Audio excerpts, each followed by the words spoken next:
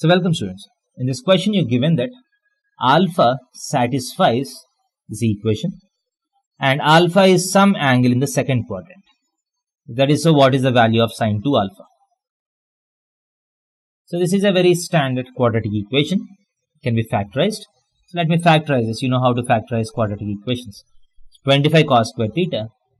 5 cos theta can be written as, so 25 into 12 is 5 into 5 into 3 into 4. So you can have 5 into 4, 20, 5 into 3, 15.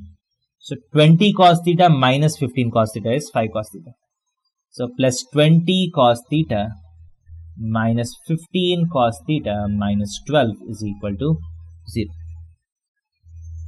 This implies 5 cos theta times 5 cos theta plus 4 minus 3 times 5 cos theta plus 4 is equal to 0. This implies 5 cos theta minus 3 times 5 cos theta plus 4 is equal to 0. This implies cos theta is equal to either 3 by 5 or minus 4 by 5.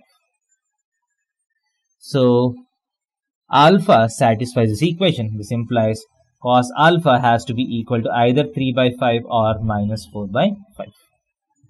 But according to the question, alpha is an angle in the second quadrant. That means cos alpha has to be negative. So this option has to be discarded.